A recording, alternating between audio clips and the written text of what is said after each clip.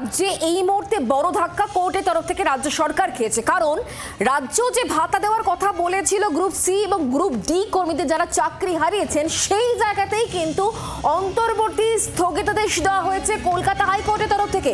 চাকরি হারা group C কর্মীদের প্রতি মাসে 25,000 এবং গ্রুপ ডি কর্মীদের 20,000 টাকা ভাতা দেওয়ার সিদ্ধান্ত নেওয়া হয় রাজ্যের তরফ থেকে। আর এই সিদ্ধান্তের বিরোধিতা করেই হাইকোর্টে মামলা দায়ের হয়।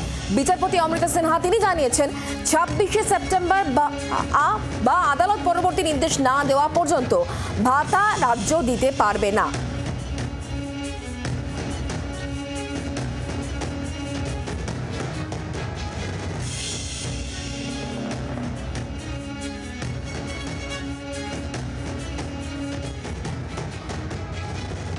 দুর্ভাগ্যজনক, যদিও বা আমাদের যারা যোগ্য, যারা আমরা গ্রুপ সি গ্রুপ বি কর্মী আছি, আমি যেমন একজন যোগ্য গ্রুপ সি কর্মী, এবার তাদের কথা বলতে গেলে পরে আমরা তো ভাতা কখনো চাইনি।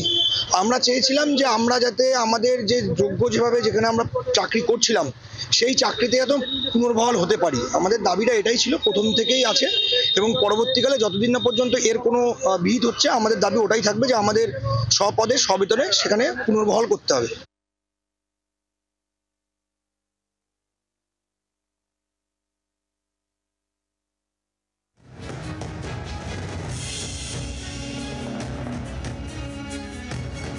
মহামান্য বিচারপতি অমৃতা সিনহা তিনি নির্দেশ দিয়েছেন যে আগামী 26শে সেপ্টেম্বর পর্যন্ত রাজ্য সরকার যে গ্রুপ সি এবং গ্রুপ বি এমপ্লয়িদের 25,000 এবং 20,000 টাকা দেওয়ার যে অন্তর্বর্তীকালীনভাবে দেওয়ার যে ডিসিশন তারা নিয়েছিলেন, যে স্কিম তারা ডিক্লেয়ার করেছিলেন, সেটিতে অন্তর্বর্তীকালীন স্থগিতাদেশ দিয়েছেন।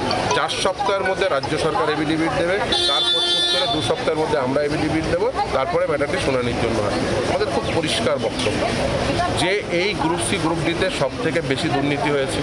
যারা সাদা খাতা জমা দিয়ে চাকরি পেল, যারা এক্সপায়ারি অফ দ্য প্যানেলে চাকরি পেল, যারা র্যাঙ্ক জাম্প করে চাকরি পেল, আউট অফ দ্য প্যানেল চাকরি পেল, তাদের কাছ থেকে টাকা ফেরত নেওয়ার নির্দেশ রয়েছে।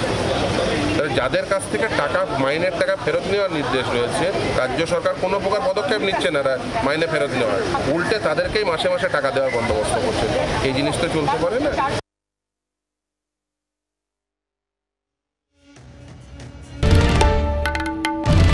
বাংলার আওয়াজ, বাঙালির আবেগ, জি 24 ঘন্টা।